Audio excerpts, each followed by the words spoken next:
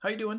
I got some cool news today. If you want to see all the headlines, stick around to hear all of today's news and the things I have to talk about. First, we have EA is saying that they're going to revive an established IP and they're going to bring something back. In speculation, people have been thinking it's going to be a reimagined Dead Space reboot, which is going to be pretty cool. I've only started playing the first one. I didn't quite get around to it. I played like the first half hour. I have it in my collection right over there. I'm going to actually want to play it concurrently along with my Resident Evil games I'm playing right now. So maybe when I finish Resident Evil 3, I'll hop into Dead Space, see if I can blow through those. It's going to be developed by Motive Studio, which is the studio that made Star Wars Squadron last year, the first person in cockpit space Star Wars combat game. And there's supposed to be an official announcement around sometime next month during EA's official press conference they're going to have, their not E3 thing that they're doing next month. Next, a pretty big piece of world news is that China, the government, has apparently put a ban on crypto operations to some capacity. I don't know if it's just they're going after everybody with GPUs that's mining in their closet, or if they're just going after the large mine companies, firms. And we'll see, because some of these firms, they say they want to move their operations overseas so they can keep operating. Some of them are trying to sell their hardware, their equipment that they use, either their server grade, their servers, their GPUs, their whatever equipment on the industrial scale that they use to mine. So they're trying to either sell their stuff, move overseas. It seems like, over 90% of the Chinese mining operations is going to be impacted by this, which basically equates to one whole third of global mining operations could be dramatically slowed down. We are already seeing falls in GPU prices. So that's good for someone like me who doesn't mine, someone who only wants a good GPU to play games on, just want one GPU to get their machine running decently. And the Chinese government cites crypto is used for money laundering, and of course its high usage and their claims of wanting to be moved towards carbon neutral in the future. So obviously you got to curb how much electricity you're using. And maybe the communist government, maybe they don't see the value in crypto. They might see it as more of just a big risk and a lot of energy usage, and so they're just saying to get rid of it. Or maybe they have their own operations that they just want known. Maybe they figured if they cut all the private people out of the deal and do their own mining, who knows? I have no idea. But chances are they see it from an infrastructure standpoint, and they just want to get rid of it. They want to, save the energy. It probably costs a lot of money for all that electricity. And our last piece of news, directly from George R.R. Martin himself, saying that Elden Ring is going to be a Dark Souls sequel. Obviously, there's a lot of storytelling and lore inside of Dark Souls. These have to really dig deep for it.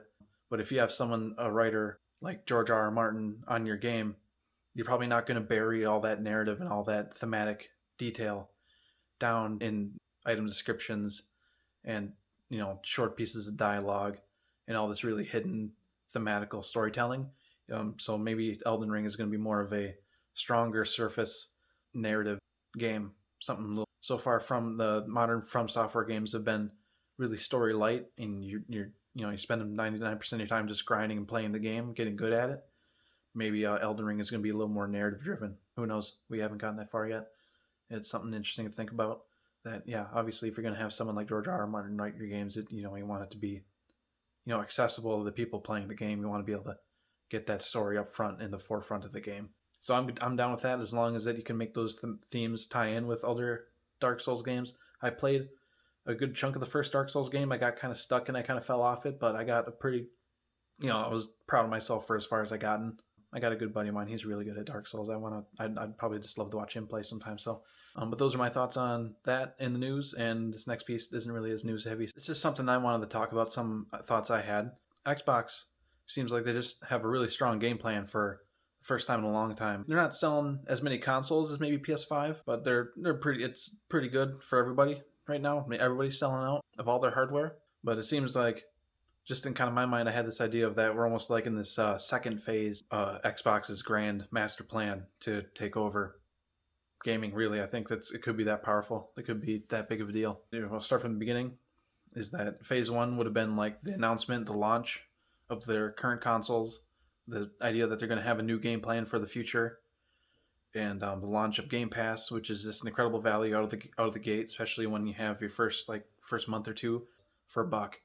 And you get this access of all these awesome games.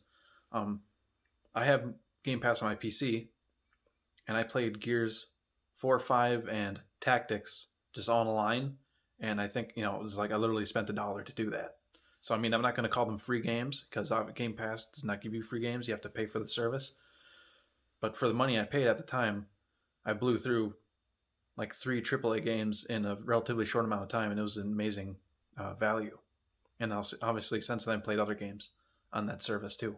The fact that when they were announcing how many studios they're buying, how many new IPs they were taking control over and planning to do something with, it was like this, like, wow, you're actually like getting all of these. These are all going to be hard hitting, exclusive games on your platforms. Which, when we start to see that, which was obviously at E3, when we saw them just announce 30 new games, some had gameplay, some was just trailers and teasers, but when that's the moment I thought we were in this phase 2 part, because obviously we were starting to see the fruits of their just massive investments. But one thing I want to touch on was the pros and cons of something like Game Pass, because this Game Pass could be wildly successful regardless of how many consoles they push out. In my opinion, it kind of inherits the good and the bad from services like Steam and Netflix. Obviously, Netflix is huge. Obviously, Steam is huge. Game Pass could be the Netflix of video games. The pros that Game Pass has over Steam is that it's a carefully curated library of games that you can have access at your fingertips. Pretty much, if you have the cloud stream, you can play them right on your phone. If you have it on PC, you play it on your PC at any time. You can play on the consoles that you have that can run those games. And of course, just like Netflix, a lot of those games aren't going to be permanent. You could be just starting or planning on playing a game that's on Game Pass, and it might disappear on you. So you might not get to it in time. You might not see that value of that game you wanted to play that you waited an extra month, and then it might be announced it's going to be gone in 6 months, and you haven't had time to play it yet. It's not truly like Netflix, because Netflix can sometimes be a passive thing. Obviously, you can watch Netflix in the background. You watch TVs, movies in the background. You know how playing games demands your attention. You can't be folding laundry and playing video games at the same time unless you're playing like a clicker or something dumb like that. Obviously. So this idea that Netflix is just running like 24/7 in some people's houses, and that's why Netflix asks if you're still watching. Game Pass, you're not. A lot of people spend a lot of time playing video games, so I don't really think it's going to be that big of a deal. But you're not going to be able to burn through that library in the way that you could burn through the library on Netflix. The biggest thing I'm kind of concerned about with Game Pass is price creep. Every time Netflix increases its prices for its monthly service, people get up in arms that maybe they don't use it that much, and now a few extra bucks a month they can't quite justify. In the future, Game Pass could go from I gotta look at the prices, but from $5 to $7 to $10 a month. Keep increasing over time, and if you play a lot, it could be a good value. But once you're starting to think, well, do I use this enough? I think the only downside really is you might run out of the games you want to be on there that are you're interested in playing. So you might burn through the dozen or so games that you're really interested in, and then you don't really get into the other ones. You might discover a few new games in that process, but eventually you're going to run out of something that you're interested in, and you might cancel your subscription for a couple months or indefinitely. As of right now, it's still probably one of the best values in gaming, period. You can't even suggest that there's something that gives you as much playability for the dollar value. So that's most of what I have talked about today. Hit me up down in the comments if you have any of your own thoughts. I'd like to continue this conversation with any of you. Have a good day and see you later.